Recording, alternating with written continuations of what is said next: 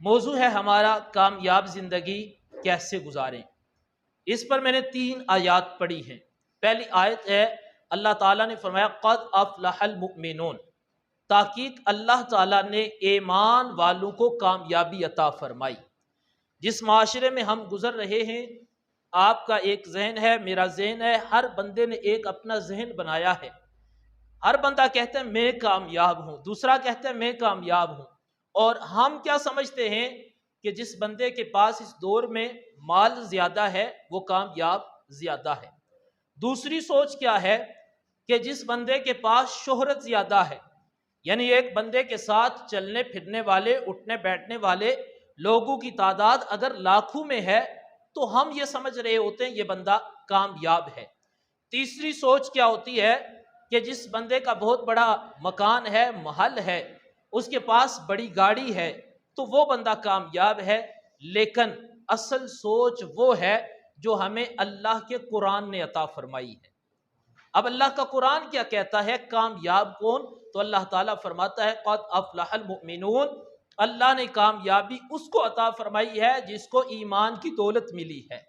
اس کے بعد دوسری چیز ہے الذین هم فی صلاتہم خاشعون، ایمان والوں کی یہ نشانی ہے کہ وہ خشوع اور خضوع کے ساتھ نماز پڑھتے ہیں۔ اب آپ نے اس سے قبل بھی سنا ہوگا، خشوع لفظ بھی سنا ہے، خضوع بھی سنا ہے، اس کی تعریفات کو بھی سنا ہوگا، کتابوں میں پڑھا ہوگا، لیکن میں آپ کی توجہ اس بات کی طرف لانا چاہتا ہوں۔ یقیناً آپ میں سے کہ کوئی 5 وقت کا نمازی ہو، اور اللہ کرے آپ سارے نمازی بن جائیں، اور کچھ وہ ہوتے ہیں کہ جو ماہ رمضان میں نمازیں پڑھتے ہیں، کچھ وہ ہوتے ہیں جو کبھی کبھار نماز پڑھتے ہیں، لیکن ایک ہے نماز کا پڑھنا اور ایک ہے نماز میں خشوع اور خضوع کا مل جانا۔ اگر ہم اس بات پر غور کریں کہ نماز کو پڑھنے کے لیے چند چیزوں کا ہونا بہت ضروری ہے، ان میں سے نماز کے مسائل ہیں۔ اگر آپ نے نماز پڑھی، آپ کو نماز کے فرائض کا علم نہیں کہ نماز کے اندر کتنے فرائض ہیں، اور آپ نے دوران نماز ایک فرض کو چھوڑ دیا کیونکہ آپ کو پتہ نہیں تھا کہ یہ چیز نماز میں فرض ہے۔ اب آپ نے جب نماز میں فرض کو ترک کر دیا، خواہ وہ جان بوجھ کر کیا، خواہ آپ نے بھول کر دیا، لا علمی کی وجہ سے، ایک فرض کو چھوڑ دینے کی وجہ سے آپ کی نماز نہیں ہوگی۔ تو اب اس پر ضروری کیا ہے کہ پہلے آپ نماز کے فرائض کا علم حاصل کریں، ان کو سیکھیں کہ کون سی چیزیں نماز میں فرائض میں شامل ہیں، کون سی چیزیں واجبات میں شامل ہیں، اور کون سی ایسی چیزیں کہ جو نماز کی شرائط میں شامل ہیں۔ جب آپ ان کو سیکھیں گے پھر آپ نماز پڑھیں گے۔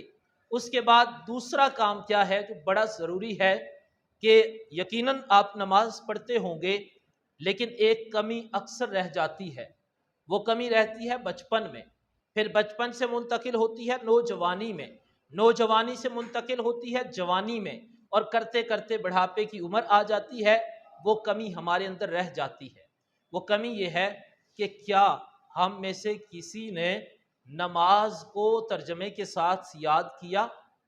نماز تو ہم پڑھ رہے ہوتے ہیں، ہم آئے اللہ اکبر کیا، نماز پڑھی اور گھر میں چلے گئے، اور ہم کہہ رہے ہوتے ہیں ہم نے نماز پڑھ لی، لیکن جو نماز میں خشوع اور خضوع والی بات ہے وہ بندے کو تب حاصل ہوتی ہے کہ جب بندے کو نماز کے ساتھ نماز کا ترجمہ آتا ہو۔ آپ ذرا خود غور کریں، ایک دن آپ ایسی نماز پڑھیں، آپ نماز پڑھنے کے لیے آئے، وضو کیا، مسجد میں گئے یا گھر میں نماز پڑھی، مصلی پر کھڑے ہوئے، آپ نے نماز کی نیت کی، اس کے بعد آپ نے کہا اللہ اکبر، اے اللہ تو سب سے بڑا ہے۔ اب جب یہ جملہ کہو گے نا اللہ اکبر، اور ساتھ آپ کا دل و دماغ کہہ رہا ہوگا اے میرے رب تو سب سے بڑا ہے، سبحانک اللہم، اے اللہ تیری ذات پاک ہے، وبحمدک، اے اللہ میں تیری بارگاہ میں آ کر تیری تعریف کر رہا ہوں، وتبارک اسمک، اے اللہ تیرا نام تو بڑا برکت والا ہے، وتعالی جدک، اے اللہ تیری شان بہت بلند ہے۔ جب آپ وضو کر کے نماز کے لیے کھڑے ہوں اور نماز میں کھڑے ہو کر آپ یہ الفاظ زبان سے ادا کر رہے ہوں اور ساتھ آپ کا دل و دماغ ان کو تسلیم کر رہا ہو، اس کے بعد کیا ہوگا جب آپ نماز مکمل کریں گے یقیناً آپ کے دل کو اللہ تعالیٰ سکون کی دولت عطا فرما دے گا۔ ایک وہ بات کہ جو آپ نے پہلے نمازیں پڑھی ہیں، آپ نے 5 سال نماز پڑھی اور پھر نماز کو ترجمے کے ساتھ یاد کیا، اب یاد کرنے کے بعد آپ نے صرف پانچ نمازیں وہ پڑھی کہ جو آپ نماز بھی پڑھ رہے ہیں، ساتھ آپ کو نماز کا ترجمہ بھی آ رہا ہے، ایک ایک لفظ بول رہے ہیں اور آپ کو پتہ چل رہا ہے میں کیا کہہ رہا ہوں، اس کا معنی کیا ہے، اس کا مطلب کیا ہے، اس کا مفہوم کیا ہے، میں اپنے اللہ سے کیا باتیں کر رہا ہوں۔ اس وقت دیکھنا کہ نماز پڑھنے کے بعد 5 سال میں وہ سکون نہیں ملا ہوگا جو 5 نمازوں کے بعد آپ کو سکون ملے گا۔ تو اس لیے یہ کوشش کریں، وقت نکالیں اور وقت نکال کر نماز کو ترجمے کے ساتھ یاد کریں۔ اور اس کے بعد تیسری چیز ہے کامیاب ترین زندگی گزارنے کے لیے، پہلی چیز ایمان کو بیان کیا اور دوسری ہے نماز کو خشوع اور خضوع کے ساتھ، اور تیسری چیز ہے اللہ تعالیٰ نے فرمایا والذین هم عن اللغو معرضون، وہ لوگ کہ جو بری باتوں سے اپنے آپ کو بچا کر رکھتے ہیں۔ آج اگر ہم غور کریں، آپ کلاس میں آئے یا باہر گئے، گھر میں گئے یا بازار میں گئے، کھیلنے کے لیے گئے، تو ایک چیز کا استعمال ہم بہت زیادہ کرتے ہیں، وہ ہے زبان۔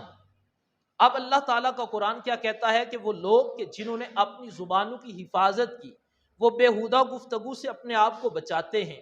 حضرت سیدنا معاذ بن جبل رضی اللہ تعالیٰ عنہ نے حضور کی بارگاہ میں ایک سوال کیا کہ معبود کوئی ایسا عمل بتائیں کہ میں وہ کروں اور اللہ مجھے جنت میں داخل فرما دے۔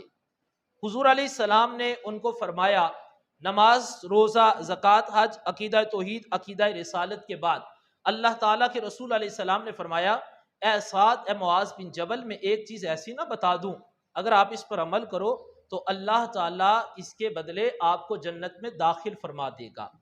معاذ بن جبل نے عرض کی معبود وہ کون سی چیز ہے؟ حضور علیہ السلام نے اپنے ہاتھوں سے اپنی زبان مبارک کو اپنے ہاتھوں میں لیا اور میرے نبی علیہ السلام نے فرمایا یہ زبان ہے، اگر اس کی حفاظت کرو گے اس کی برکت سے اللہ تعالیٰ آپ کو جنت میں داخل فرما دے گا۔ اب زبان کی حفاظت کیا ہے؟ غیبت سے بچنا۔ زبان کی حفاظت کیا ہے؟ چغل خوری سے بچنا۔ زبان کی حفاظت کیا ہے؟ اپنے آپ کو جھوٹ سے بچانا۔ زبان کی حفاظت کیا ہے؟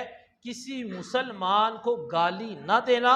زبان کی حفاظت کیا ہے؟ کہ ایسی گفتگو نہ کرنا جس سے مسلمانوں کو تکلیف پہنچے۔ اگر ہم نے ان چیزوں پر عمل کیا کہ ہم نے ہر موقع پر اس بات کو مد نظر رکھا کہ جب بھی گفتگو کرنی ہے پہلے سوچنا ہے کہ کیا ہم زبان کی حفاظت کر رہے ہیں، اگر تو اس بات کو مد نظر رکھیں گے، زبان کی حفاظت کریں گے، تو سمجھ لیں کہ آپ نے اپنی زندگی کو کامیاب ترین زندگی میں گزارا ہے۔